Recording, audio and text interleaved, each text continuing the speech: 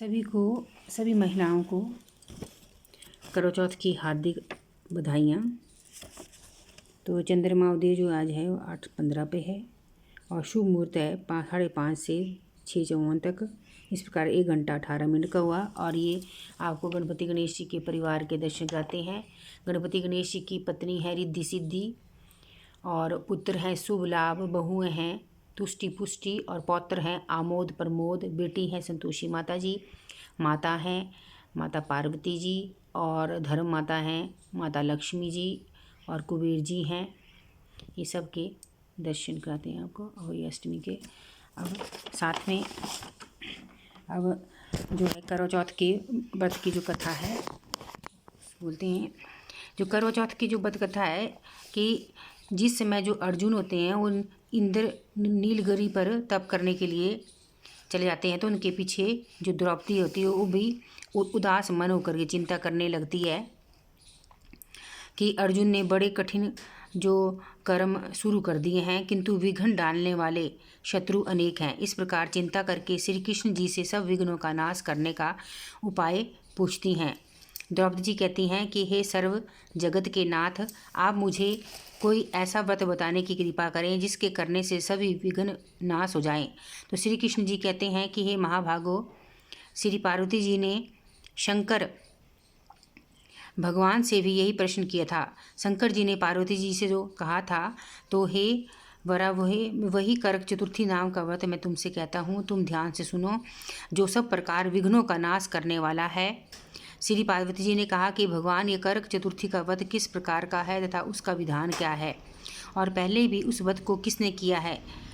तो इस तरह से मकर जी बोलते हैं कि पार्वती जी अनेक प्रकार के रत्नों से सुभायमान, चांदी और सोने के भवनों से भरे, विद्वान पुरुषों से सुशोभित, लोगों को वश में करने वाली दिव्य स्त्रियों से सुभायमान, जहाँ पर सदैव ही वेद ध्वनि होती है, ऐसे स्वर्ग से भी मनोहर परम रमणीक शुक्रप्रस्थ पूर्ज जिसको कि आजकल दिल्ली कहते हैं, दिल्ली शहर कहते हैं, में एक वेद शर्मा नामक ज्ञानी ब्राह्मण रहता था। उनकी पत्नी का नाम लीलावती था। उसके पराक्रमी 7 पुत्र और संपूर्ण लक्षणों से युक्त वीरवती नाम की कन्या उत्पन्न हुई। उसकी आंखें नील कमल के समान थी। उसके विवाह का योग्य समय आ जाने पर वेद शर्मा ने एक वेद शास्त्र के ज्ञाता विद्वान ब्राह्मण को विवाह विधि से उसे प्रदान कर दिया। इसके बाद वीरवती ने अपने भाइयों की जो स्त्रियां थी भुजाइयों समेत गौरी का व्रत किया। फिर कार्तिक कृष्ण चतुर्थी के दिन व्रत उपवास करने के बाद सायंकाल में स्नान कर सब ने भक्ति भाव से वट वृक्ष का चित्र बनाकर उसके नीचे शंकर जी, गणेश जी और कार्तिकेय के साथ पार्वती जी का चित्र भी बनाया और ओम नमः शिवाय इस मंत्र से धूप दीप गंध पुष्प और अक्षादि से गौरा की पूजा की। फिर शिव जी, गणेश जी तथा षडानन का अलग अलग पूजन करती हुई पकवान इत्यादि उनको चढ़ाने लगी और बार बार ओम नमः शिवाय मंत्र का जाप करती रही। और उसके बाद उन्होंने अक्षत से उनकी पूजा की और दीपक से युक्त जो थे 10 करवा और गेहूं पिसान और गेहूं के बने हुए पकवान और भी अनेक प्रकार के फल आदि भोज्य पदार्थों को अर्पण करके अर्घ देने के लिए चंद्रोदय की प्रतीक्षा करने लगी। इसी बीच में वह वीरवती बाला भूख प्यास की पीड़ा से मूर्छित होकर बेहोश होकर के वो भूमि पर गिर गई।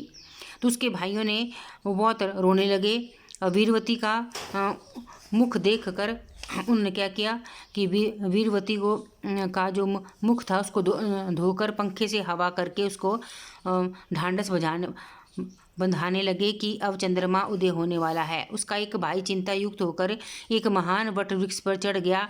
बहन के प्रेम से दुखी उसके भाई ने जलती हुई लुहारी लेकर चंद्रमा के उदय होने का बहाना कर दिखाया। उसने चंद्रमा का उदय जानकर दुख का परित्याग करके विधि विधान से अर्घ्य दे करके भोजन कर लिया।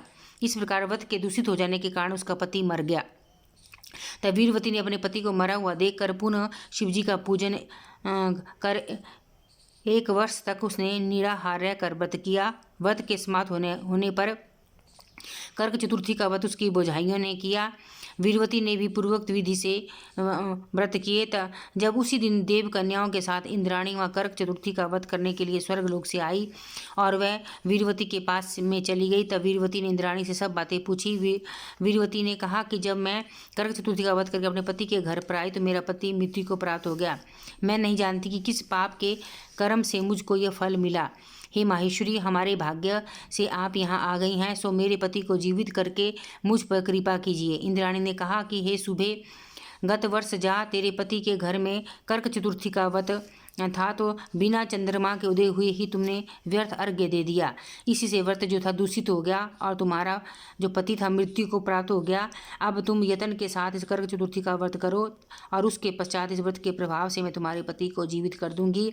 श्री कृष्ण जी कहने लगे कि हे द्रौपदी, इंद्राणी के वचन को सुनकर वीरवती ने विधान पूर्वक इस व्रत को किया।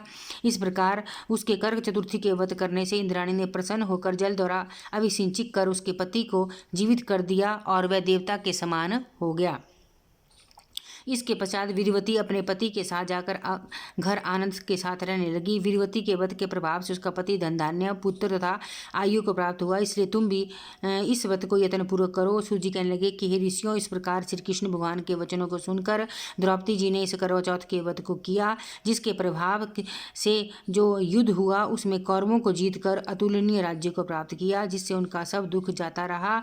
इस प्रकार ये करवा चौथ की जो व्रत कथा है समाप्त हुई। जय करवा चौथ माता की सदा ही जय हो।